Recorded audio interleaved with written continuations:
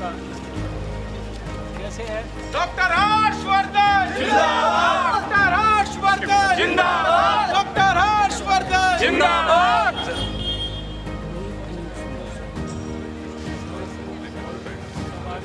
हाँ सभी आए।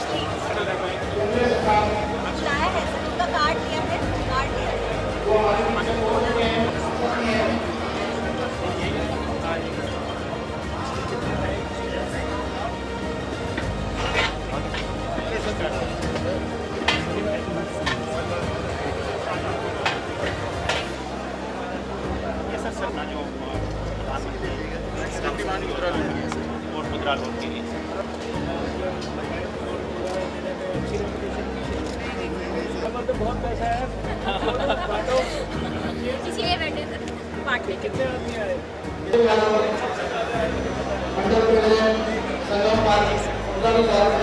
स्वागत करते हैं।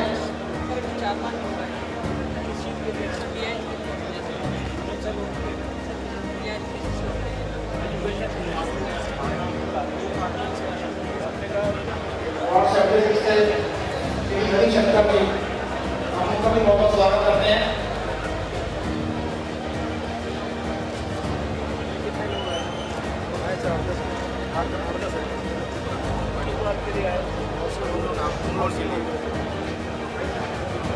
केंद्रीय मंत्री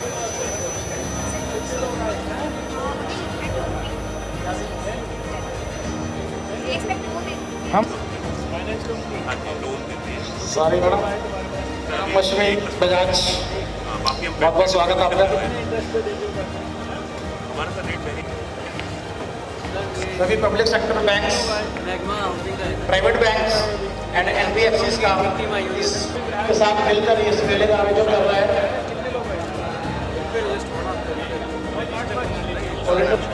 सभी बैंक के व्यापार पर और बैंक ऑफ कॉमर्स में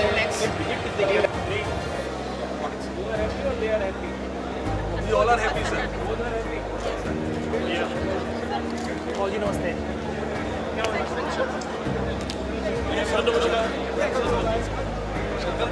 टोटल हमने 26 ब्रांचेस हमारे यहाँ पार्टिसिपेट करते हैं सर। 26 ब्रांचेस के हम लोगों ने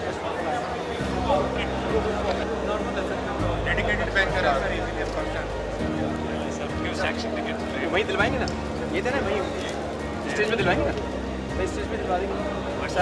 और भी बैंकर्स आएंगे। हाँ एक साथ दे देंगे। और बैंकर्स एक साथ दे देंगे। एक साथ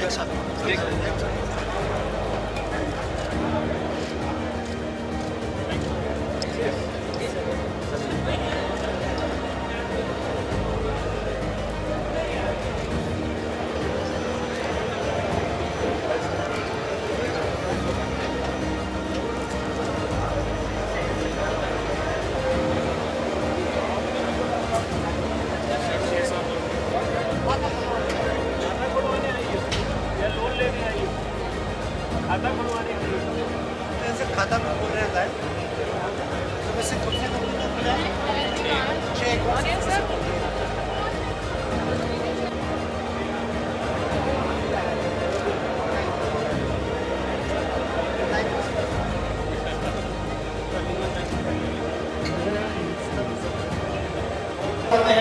ओरिएंटल बैंक ऑफ कॉमर्स की तरफ से सभी bank financial institution Indian bank request है कि मोबिलिटी कराएं एस कराएं केनरा बैंक से सर आपके डेस्क पर सामने आने चाहिए बैंक ऑफ इंडिया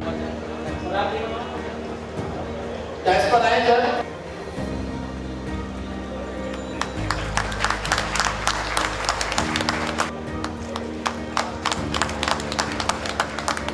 डॉक्टर साहब का स्वागत है।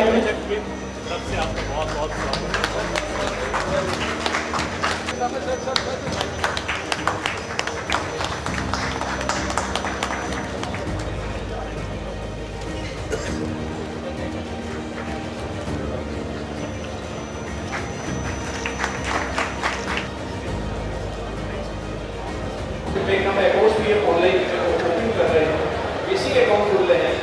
डिजिटल करना 100% डिजिटल करना है, उसके बारे में भी हम लोग जो है भीम के बारे में भी उसके बारे में हम सब बता रहे हैं। साथ ही साथ हम लोगों ने सिडबी और नाबार्ड के रिप्रेजेंटेटिव को भी बुलाया हुआ है जो कि अपने एग्रीकल्चर लोन्स के बारे में भी एजुकेट कर रहे हैं। मेरे पास कैनरा बैंक के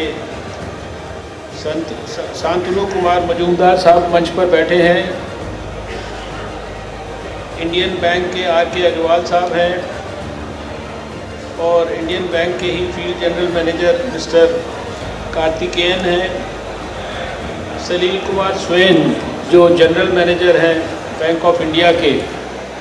इतने लोग तो मंच पर बैठे हैं, लेकिन मैं समझता हूँ कि बहुत सारे सीनियर लोग सामने बैठे हैं और जो बैंक के मैनेजर्स हैं हमारे पार्टी के भी यहाँ बहुत सारे कार्यकर्ता बैठे हैं। दो तो बहुत सीनियर लोग बैठे हैं, भोलानाथ विज, विकेश सेठी, और इसके अलावा भी बहुत सारे लोग हैं यहाँ के, इस क्षेत्र के प्रमुख लोग हैं। या आसपास की गरीब बस्तियों से भी बहुत सारे कस्टमर्स आए हैं। मैं सबसे पहले तो जैसा मैंने कहा कि ओरिएंटल बैंक ऑफ कॉमर्स का आज के इस कार्यक्रम के आयोजन के लिए मैं बहुत धन्यवाद करता हूँ, उनको बधाई देता हूँ। और सबसे ज़्यादा तो इस अवसर पर अपनी फाइनेंस मिनिस्टर और हमारे देश के प्रधानमंत्री नरेंद्र मोदी जी, उनका मैं हृदय से आभार और अभिनंदन करना चाहता हूं, क्योंकि मैंने पिछले 5 साल में देखा है कि प्रधानमंत्री जी की कुछ विशेषताएं हैं। एक तो उनके मन में हमेशा गरीब आदमी, जो नीडी व्यक्ति है, जिसको ज़रूरतमंद है, उसकी कैसे ज़रूरत के अनुरूप काम किया जाए, कैसे उसकी मदद किया जाए, ये विचार हर समय रहता है।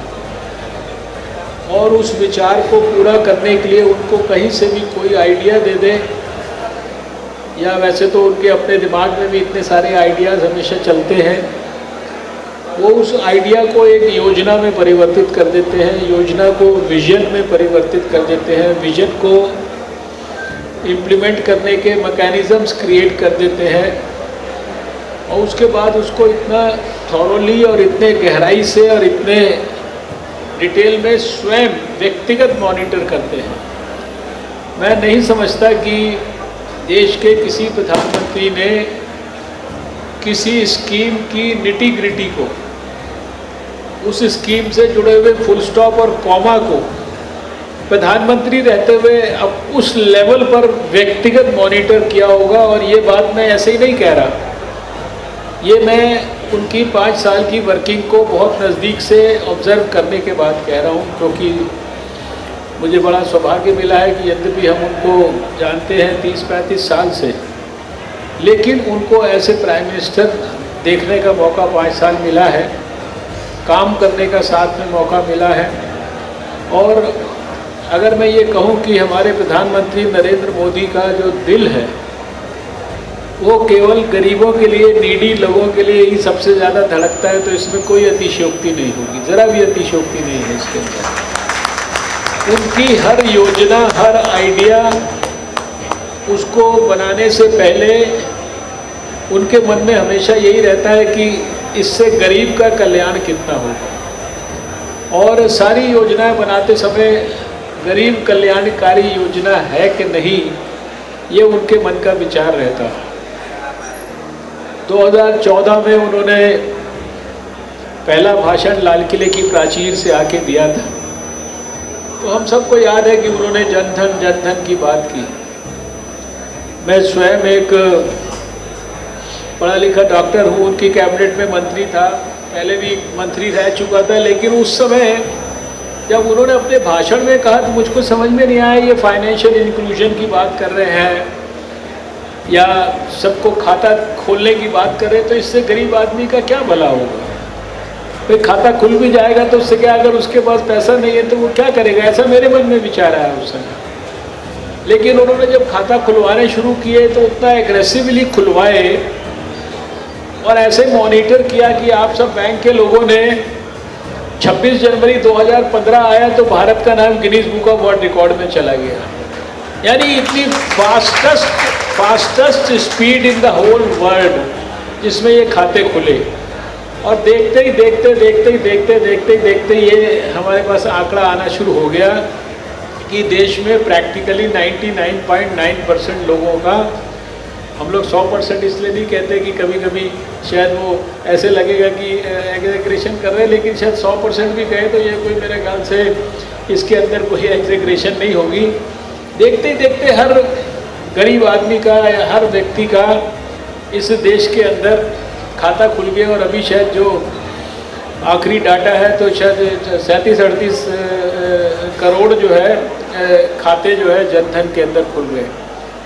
लेकिन उसका महत्व उस दिन समझ में आया जब हमने देखा कि जिस देश में एक प्रधानमंत्री जो कंप्यूटर सेवी थे, जिनको कहते हैं उनके ज़माने में कंप्यूटर आया भारत के अंदर बड़े पैमाने पे, वो कहा करते थे कि इस देश के गरीब का दुर्भाग्य है कि 1 रुपया भारत सरकार खर्च करती है उसके ऊपर और उसको भेजती है उस तक तो वो 15 पैसा ही पहुंचता है। लेकिन वो कंप्यूटर सेवी प्रधानमंत्री, उन्होंने प्रॉब्लम तो देश के सामने रखी लेकिन उसका सोल्यूशन कभी नहीं किया। इसके पहले उन्हीं की माताजी भी प्रधानमंत्री बनी थी 1970 के अंदर। उन्होंने बहुत सारे ये जो बैंक आज हैं, जो आज सरकारी बैंक कहलाते हैं, ये उनके ज़माने में ये सब नेशनलाइज होकर सरकारी बैंक बने थे। और सरकारी व्यवस्था में लाने का शायद लक्ष्य ये था कि जनता का ज़्यादा लाभ हो, हर एक गरीब आदमी ज़रूरतमंद को इन बैंकों का फ़ायदा हो और प्राइवेट बैंक अपनी मनमानी ना करे, तो अधिकांश बैंक जो है वो सरकारी सेक्टर में आए।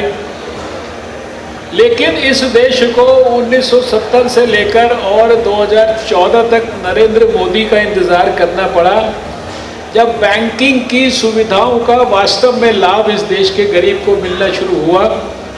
पहले जनधन का खाता हर एक का खुला और बाद में सैकड़ों स्कीम्स जिनका सरकार की तरफ से कोई फ़ायदा मिलता है, सब्सिडी मिलती है, स्कॉलरशिप मिलती है, कोई मनरेगा की है, कोई दूसरी है।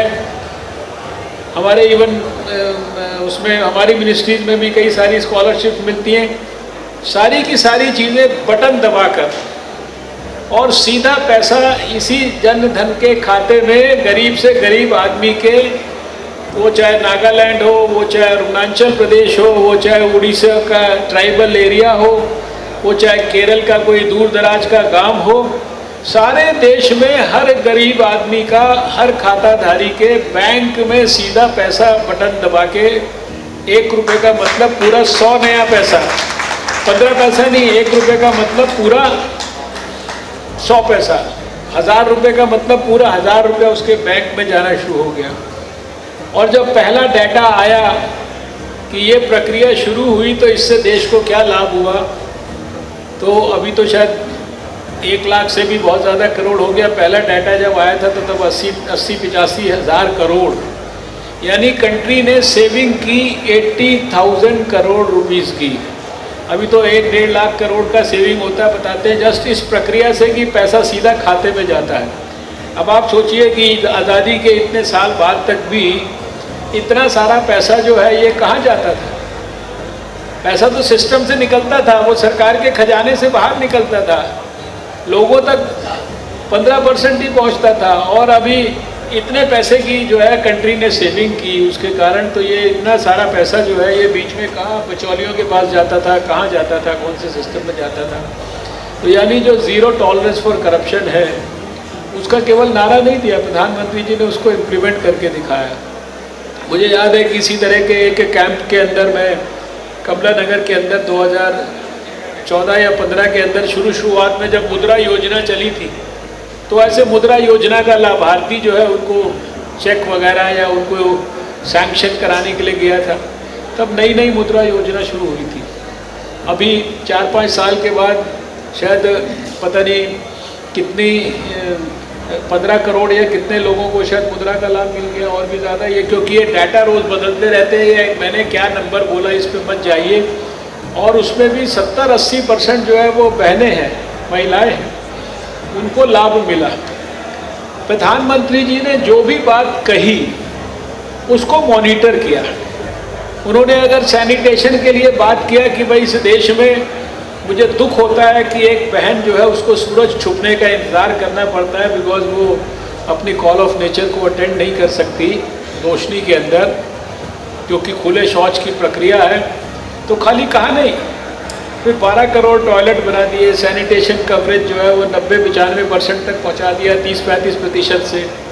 फिर सारे देश के अंदर जो है वो जो इसको सैनिटेशन कवरेज को और टॉयलेट्स को इम्प्रूव करने के साथ साथ सब बच्चियों के लिए जो है वो हर एक स्कूल के अंदर उन्होंने टॉयलेट पहुंचा दिया। और जो जो कुछ उसके लिए करना ज़रूरी था वो सारे के सारे काम जो है उन्होंने इस आज 5,90,000 जो गांव हैं और 33 स्टेट जो है वो ओपन डेफिकेशन फ्री हो गए। आप सोचिए भारत में किस प्रकार से जो है लोग रहते हैं, अभी भी यहाँ कितनी इलिटरेसी है, अभी भी यहाँ बहुत सारे कल्चर के इश्यूज़ हैं, लोग जो ओपन डेफिकेशन को ही नॉर्मल कल्चर मानते हैं। ऐसे देश में 5 साल में लगभग पूरे देश को गांव 5,90,000 गांव उनको ओपन डेफिकेशन फ्री कर दिया। उसी भाषण में प्रधानमंत्री ने कहा था कि मेरे देश के 18,000 ऐसे गांव हैं जहां अंधेरे में लोग रहते हैं। अभी यहाँ बिजली चली जाए 15 मिनट के लिए और आधा पौना घंटा हो जाए, एसी वेसी बंद हो जाए, पंखा तो है नहीं, अभी देखिए क्या हबड़ तबड़ मच जाएगी। सबके ऐसे लगेगा जैसे सबके प्राण निकल गए 2 मिनट के लिए, कोई ऐसे। और सोचिए 70 साल से इस देश में ऐसे गांव थे, 18,000 गांव जहाँ एक के घर में बिजली नहीं थी, उन्होंने अंधेरा ही देखा था। शाम के बाद जो है उनके घर में अंधेरा होता था। वही व्यवस्था, वही लोग, वही इंजीनियर, वही ट्रक, वही सारा सिस्टम। वो कहते थे जी ये गांव बहुत दूरी पे है, वहाँ पे सड़क नहीं है, वहाँ पे खंबा कैसे पहुँचेगा, वहाँ पर लाइट कैसे लगेगी, वहाँ पे तार कैसे खींचेगा। प्रधानमंत्री ने कहा मैं 1000 दिन के अंदर जो है ये गांव के अंदर रोशनी पहुँचाऊँगा। और आप देखिए कि 989 दिन में उन्होंने 18,000 के, मुझे पता है, मैं क्योंकि मेरा मंत्रालय नहीं था, लेकिन हम जो संबंधित मंत्रियों से बातें करा करते थे तो पूछते थे, फॉलो करते थे, तो उन्हीं सब जगहों पे खंबे भी पहुंच गए, उन्हीं सब जगहों पे ट्रक भी पहुंच गए बिना रोड के। और जहां रोड बनाने की जरूरत थी वहाँ रोड बना दी और 18,000 गाँव के अंदर जो है वो सिलेंडर वो बिजली पहुंचा दी। अब उन गाँवों के अंदर घर घर जो है सौभाग्य योजना में घर के अंदर भी बिजली पहुंच रही है। 356 किलोमीटर तार डाली थी ऑप्टिकल फाइबर 2014 के 26 मई को, केवल 356 किलोमीटर पड़ी थी पूरे देश में। आपके लिए सुनने के लिए आश्चर्यजनक बात होगी, आज 2 लाख किलोमीटर से ऊपर, यानी लगभग देश की एक पंचायत तक ऑप्टिकल फाइबर यानी इंटरनेट पहुंचा दिया। क्योंकि प्रधानमंत्री जी कहते हैं मैं हर सुविधा, हर फैसिलिटी, हर इंफॉर्मेशन, हर एजुकेशन का टूल वो हर आदमी के मैं मोबाइल के अंदर पहुंचाना चाहता हूं। 1-2 कंपनियां थी मोबाइल की जो मोबाइल की मैन्युफैक्चरिंग करती थी। हमारे जो आईटी मिनिस्टर है वो बताते हैं आज कम से कम भारत में ही 125 कंपनियां मोबाइल मैन्युफैक्चर कर रही 5 साल में, 125। और अभी जो सैमसंग है जो साउथ कोरिया की कंपनी, उसने तो कितना बड़ा जो है वो नोएडा के अंदर अपना प्लांट लगाया है। और अभी कुछ कंपनी का, आज भी मैं किसी का पढ़ रहा था कि वो अपना चाइना से सारा का सारा सिस्टम शिफ्ट करके वो भारत के अंदर लगाने की प्रयास कर रहे हैं। और आपने देखा कि सारे देश की पंचायतों में वो पहुंच गया। गरीब आदमी के लिए उनका दिमाग कैसे चलता है। बुजुर्ग महिला, यंग महिला बेचारी कैंसर का शिकार होती थी, दमा का शिकार होती थी, इतनी बीमारियां फेफड़ों की होती थी क्योंकि चूल्हा, गैस वाला चूल्हा नहीं था, वो लकड़ी फूंक के जो है वो अपनी रोटी पकाती थी। प्रधानमंत्री जी ने क्या बड़े लोगों को कहा, भाई तुम क्यों सब्सिडी लेते हो, तुम्हें क्या जरूरत है गैस की कीमत जो है गैस के सिलेंडर पे सब्सिडी लेने के लिए, अपनी सब्सिडी वापस करो। करोड़ों लोगों ने अपनी सब्सिडी वापस कर दी। उन्होंने उसको खजाने में जमा नहीं किया, प्रधानमंत्री जी ने उसी की स्कीम बना दी। आपसे पैसा लिया और उसके लिए गरीब आदमी के लिए चूल्हा जो है वो निःशुल्क उपलब्ध करा दिया। 8-9 करोड़ जो है हमारी बहनों के लिए चूल्हा उपलब्ध हो गया। और ये जितनी स्कीम्स की यहाँ पर बातचीत हो रही है, किसी ने आज तक नारे वारे सबने दिए, लेकिन 2022 तक हर आदमी को मकान मिल जाएगा, हर आदमी के लिए मकान उपलब्ध हो जाएगा, तो लाखों करोड़ों की तादाद में मकान बन रहे हैं। स्टार्टअप के लिए एक नौजवान के पास, चाहे वो झुग्गी झोपड़ी में भी रहता हो, दिमाग में उसका आइडिया है तो वो बड़ा एंटरप्रेन्योर कैसे बन सकता है, उसके लिए स्टार्टअप का इतना बड़ा मूवमेंट है। मेरे अपने साइंस एंड टेक्नोलॉजी मंत्रालय से ही हम पता नहीं कितने सारे स्टार्टअप्स को सपोर्ट करते हैं। आदमी का सिर्फ दिमाग में ब्राइट आइडिया होना चाहिए। ये सरकार पूरी ताकत के साथ उसके पीछे खड़ी है। प्रधानमंत्री जी ने 10,000 करोड़ रुपए का उसके लिए स्टार्टअप मूवमेंट के लिए जो है पैसा रख दिया, डिजिटल इंडिया के लिए, दूसरे अनेक कार्यक्रमों के माध्यम से। अब मैं जो आपके सामने बात रखना चाहता हूँ कि जो बैंकों के साथ जुड़े हुए लोग हैं, आप बड़े बड़े सीनियर ऑफिसर्स हैं, यहाँ बैंक के बहुत सारे वर्कर्स हैं, एक जनरल एक ध्यान में बात आती है कि भाई मैं ऐसा सोचता हूँ कि देखिए बैंक में 2 तरह के लोग जाते हैं। बैंक में एक तो वो लोग जाते हैं जिनके पास पैसा है, बहुत ज़्यादा उनको बैंक में पैसा रखना है। एक है मॉडरेट लोग हैं, वो थोड़ा सेविंग वेविंग करते हैं, बैंक को ऐसे mechanism of transaction of money use करते हैं। लेकिन बहुत बड़ी संख्या में वो लोग बैंक के अंदर जाते हैं जो वास्तव में ज़रूरतमंद हैं। वो चाहते हैं कि एक अपना घर बना ले, उसके लिए उनको लोन मिल जाए, छोटा मोटा रोज़गार कर ले, उसके लिए उसको लोन मिल जाए। बच्चे के मन में बहुत बड़ी भावना है, गरीब का बच्चा है लेकिन इंटेलिजेंट है, दिमाग तो देखता नहीं है कि दिमाग जो भगवान डालते समय ये नहीं देखता है गरीब के बच्चे का दिमाग है या अमीर के बच्चे का दिमाग है। बड़े से बड़े अमीर का बच्चा भी बिल्कुल डल हो सकता है और गरीब से गरीब आदमी का भी जो बच्चा है उसका दिमाग एकदम सुपर ब्राइट हो सकता है कि वो इंटरनेशनल अवार्ड लाने का पोटेंशियल रखता है। तो वो बच्चा जाता है, उसको एजुकेशन के लिए लोन चाहिए। मुझको पता है कि मेरा एक बच्चा स्वयं उसने जो है बैंक से लोन लेके जो है उसने पढ़ाई की है, कम से कम 4 साल उसने लोन लिया बैंक से। और तो इसलिए ये जो तरह तरह के लोग बैंक में जाते हैं, ये वास्तव में किसी को शौक नहीं होता लोन लेने का। कार का लोन लेने जाता है, अगर जेब में पैसा हो तो अपने आप ही खरीद सकता है कार, लेकिन कार लेना मान लो मजबूरी हो गया है तो कार का लोन लेने जाता है। तो हमारे यहाँ कहते हैं कि जो गरीब की सेवा है वो ईश्वर की सेवा है, वो मानव की सेवा ही जो है वो ईश्वर की सेवा है। तो आप सबको एकदम ऐसे समझना चाहिए कि आपको तो यू आर मोस्ट फॉर्चुनेट। जैसे हमारे डॉक्टरी का पेशा है, इसमें लोग कहते हैं भाई ये 2 in 1 है।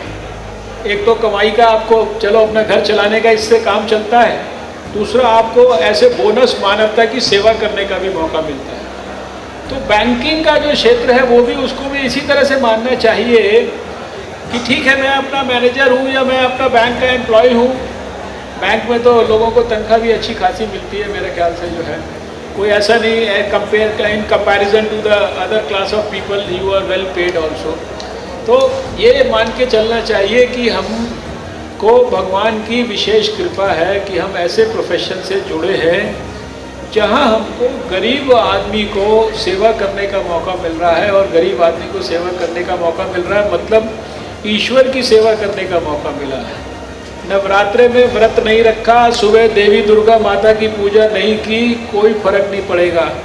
लेकिन अगर बैंक में आके किसी गरीब का 4 आदमियों का स्वागत करके उसकी प्रॉब्लम को आपने सॉल्व करके उसको खुशी खुशी जो है उसके चेहरे पर मुस्कान वापस लौटा के भेज दिया, तो दुर्गा माता का आपको बिना मंदिर में जाए आशीर्वाद मिलेगा।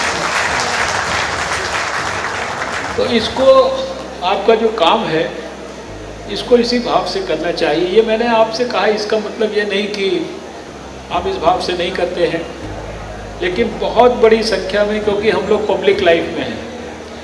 मैं लगभग 25 साल से पब्लिक लाइफ में हूँ, 7 इलेक्शन लड़के सातों के सातों जीत भी चुका हूँ, और 25 साल से मेरे घर में सवेरे आने के लिए कोई अपॉइंटमेंट की जरूरत नहीं। Anybody can walk in my house for at 7:30 in the morning and I meet everybody.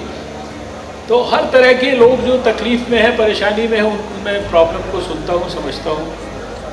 आज भी नरेंद्र मोदी के शासनकाल के बावजूद भी बहुत बड़ी संख्या में ऐसे लोग भी हमारे पास आते हैं जो कहते हैं साहब हम गए तो थे बैंक में, लेकिन हमें बैंक वाले लारे लप्पे लगा रहे हैं, हमको चक्कर कटवा रहे हैं, हमको बार बार परेशान कर रहे हैं, लेकिन हमारा सोल्यूशन नहीं निकल रहा है।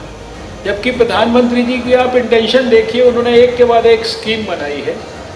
उनकी कोशिश ये है कि बैंक में, देखिए ये जो लोग छोटे छोटे आपसे हेल्प के लिए आ रहे हैं, कोई स्टार्टअप के लिए आ रहा है, गवर्नमेंट ने इतनी तरह की स्कीम्स बनाई हैं। जो अनुसूचित जाति वर्ग के लोग हैं उनके लिए भी स्पेशल स्कीम बना रखी है। ये जो होम लोन वगैरह है, कृषि के लिए, स्टूडेंट के लिए, सबके लिए स्पेशलाइज्ड रेट्स हैं, सारी चीज़ें। ये प्रधानमंत्री जी ने बनाया इसलिए है कि वो वास्तव में जो है गरीब आदमी को हेल्प करना चाहते हैं। तो उनकी इतनी व्यापक, और ये भी बात देखिए सच है कि इतने सारे लोगों को लाभ मिला है, तो वो भी आप ही की मदद से मिला है। आज अगर उनके पास मुद्रा में इतने लोगों को लाभ मिला, इतने लोगों को लाभ मिला, वो अगर इतने आंकड़े बताते हैं हम लोग, तो वो भी इसी वजह से बताते हैं कि आपने कंट्रीब्यूशन किया। लेकिन जैसे हमारा प्रोफेशन है, डॉक्टरी का प्रोफेशन, इसमें अगर 100 में 90 डॉक्टर अच्छी तरह से काम कर रहे हैं, लेकिन 10 डॉक्टर अगर मान लीजिए वो पूरी ईमानदारी की भावना से काम नहीं कर रहे, उनके ईमानदारी या उनके अप्रोच में डाइल्यूशन है, तो उसके कारण सारे प्रोफेशन की बदनामी होती है। ऐसे ही आपके बैंकिंग सेक्टर में कुछ लोग बहुत सिंसियरली काम कर रहे हैं, कुछ लोग बहुत कैजुअल ढंग से काम कर रहे हैं। कुछ लोग हो सकता है कि जो है अपनी सुविधा को देने के लिए सुविधा शुल्क वगैरह भी मांगते होंगे। ऐसा नहीं है कि ये सारी चीज़ें हैं भारत के अंदर। तो ऐसे जो ओकेजन्स हैं, इनका मेरा ख्याल से पर्पस ये है, प्रधानमंत्री जी का भी आइडिया ये है कि हमें सिस्टम को पूरी तरह से पीपल फ्रेंडली बनाना है, और स्पेशली पुअर पीपल फ्रेंडली बनाना है। और खाली उसकी हम प्रतीक्षा नहीं कर रहे कि वो हमारे बैंक में आएगा, हम भी उसके द्वार पे जा रहे हैं। ये जो जहाँ इलाका जहाँ बैंक लगा है, इतने सारे बैंक आ गए, ये तो आसपास तो सारी गरीबों की बस्ती है। अगर आप इन लोगों की बात को सुन के इनकी सहायता करेंगे तो आपको इतना ज़्यादा भगवान का आशीर्वाद मिलेगा कि उसकी कोई कल्पना नहीं, आपके बच्चों को उसका पूर्ण लाभ मिलेगा। तो ज़्यादा कुछ मैं नहीं कहूँगा, आप सब जानते हैं, समझते हैं, और आप ये भी जानते हैं कि कितने सारे लोगों ने बैंकों से बड़े बड़े लोन लेकर कितने बड़े बड़े फ्रॉड किए, और ऐसे लोगों को स्थिति ये हुई कि उनको देश से बाहर भागना पड़ गया। और अभी उनको पकड़ के भी मोदी जी जो है उनको सबको जो है ला रहे हैं, और वो कोशिश कर रहे हैं कि सारा बैंकों का पैसा जो है जिन्होंने पहले लूटने की कोशिश की वो सारा का सारा वापस मिले। लेकिन मेरी आप सबसे हाथ जोड़ के ये निवेदन है कि इस तरह के जो ये इसके ऊपर लिखा हुआ है, देखिए इधर लिखा है, ये इसका विभाग का नाम ही वित्तीय सेवाएं विभाग है। इसके बीच में सेवा लिखा है शब्द। सेवा तो सब जगह लिखा था, लेकिन ये ट्रू सेवा का विभाग है। क्योंकि जिसको आप छोटा सा लोन देते हैं, स्टूडेंट को लोन देते हैं, वो जब पढ़ लिख के देश के लिए कंट्रीब्यूट करता है, अपने परिवार के लिए जो है अपने पाँव पर खड़ा होता है, परिवार की, माता पिता की बुजुर्ग सेवा करता है, तो आप सोचिए कि आप कितने सारे सोसाइटी के अंदर कितना बड़ा सोसाइटल गुड आप उसके लिए करते हैं। एक गरीब आदमी को जब आप छत देते हैं, उसके लिए होम के लिए जो है आप सुविधा करते हैं, वो तो, और जो भी 99% लोग मेरा ख्याल से जो बैंक से पैसा लेते हैं, I may be wrong but I am just giving a 99% लोग जो आपसे पैसा लेते हैं वो आपको उस लोन के बदले इंटरेस्ट भी देते हैं, और उनकी भावना ये है कि वो आपका सारा पैसा वापस लौटाना चाहते हैं। वो जो सारे भगौड़े और दूसरे प्रकार के वो मेरा ख्याल से 1% से ज़्यादा में नहीं आए। What do you think? ठीक कह रहे हैं?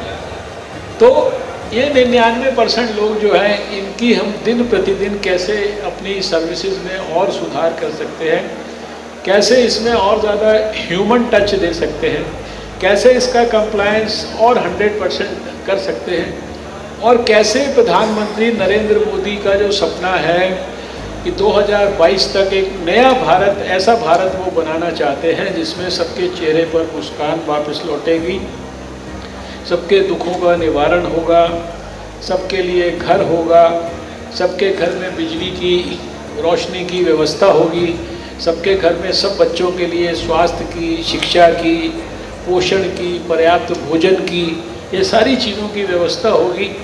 ऐसा भारत बनाना चाहते हैं, और जिसमें लोगों का जो सबसे जो इम्पोर्टेंट मूल्य है वो मानवतावादी मूल्य के ऊपर भारत की जो संस्कृति है वो केंद्रित होगी। ऐसे भारत को बनाने में सबका हमारा ये कर्तव्य है कि हम जहाँ जहाँ जो जो काम करते हैं उसके अंदर हम अपना पूरा का पूरा कंट्रीब्यूशन करें। तो आज के इस कार्यक्रम में मैंने पता किया कई 5 आए हैं, कई 7 आए हैं, किसी बैंक के पास कितने आए हैं। तो जैसे जैसे ये काम आगे बढ़ेगा, ये आप आ गए हैं इनके द्वार पर, अब ये भी आपके द्वार पर वापस जाएंगे। लेकिन अगर यहाँ पे आप आएंगे तो इनका अगर कॉन्फिडेंस बढ़ेगा तो एक भी व्यक्ति जिसको आप यहाँ पे बिना किसी कॉम्प्लिकेशन के हेल्प कर देंगे वो आपका 1000 लोगों में जाके गुणगान करेगा। वो कहेगा मैं तो गया था, सीधा सीधा काउंटर पे जाके बताया, 2 कागज़ सिर्फ दिखाए, उन्होंने 4 सवाल पूछे, मैंने जवाब दिए, मेरा लोन सैंक्शन। और पिछले साल तो प्रधानमंत्री जी ने वो 59 सेकंड वाली या 59 मिनट वाली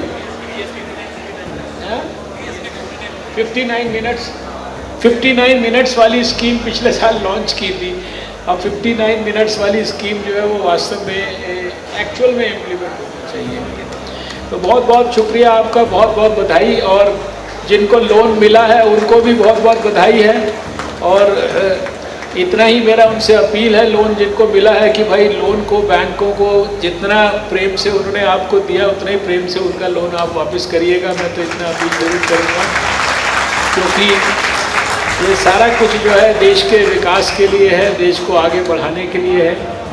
सरकार जो टैक्स लेती है वो भी आप ही के ऊपर खर्च करती है, और उसी से आपके लिए कोई इंफ्रास्ट्रक्चर बनता है, उसी से आपके लिए अस्पताल बनता है, उसी से आपके लिए कॉलेज बनता है। मैं तो आश्चर्यचकित हूँ, देखिए कि इतनी बड़ी आयुष्मान योजना भारत के अंदर प्रधानमंत्री चला रहे हैं, 22 एम्स नए बना दिए, 157 मेडिकल कॉलेज नए बनाने की योजना हम लोगों ने 5 साल में बनाई, जिसमें 82 तो लगभग बन गए और अभी और 75 बनने जा रहे हैं। यानी इतनी सारी चीज़ें करने के लिए, और इतने लंबी सड़कें, इतने लंबे पुल, इतने नए हवाई अड्डे, रेल की लाइनें, सारे नॉर्थ ईस्ट तक रेल पहुंच गई। ये सारा कुछ इसलिए हो रहा है क्योंकि सब लोग मिलके जो है देश को बना रहे हैं, सब लोग उसमें टैक्स के रूप में कंट्रीब्यूट कर रहे हैं, सिंसियरली, ईमानदारी से देश को चलाने की कोशिश की प्रक्रिया में सहयोग कर रहे हैं। तो बहुत बहुत शुक्रिया आपका, thank you so much.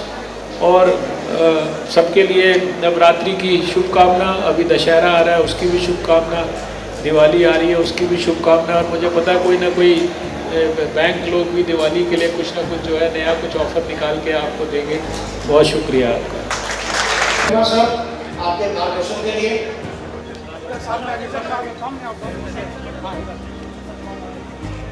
Shri Surendra Jain, Shri Sanjeev Jain, Indian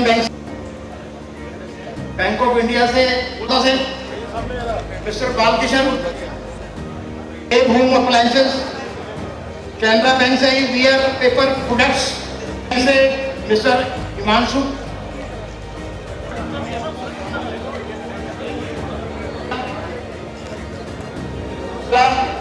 Punjab national bank से सुनील चावला,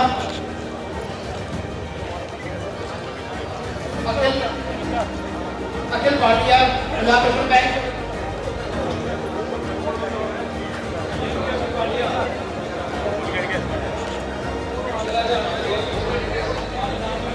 यूनाइटेड बैंक से अर्पण, यूनाइटेड बैंक से अर्पण, यूनाइटेड बैंक से राजू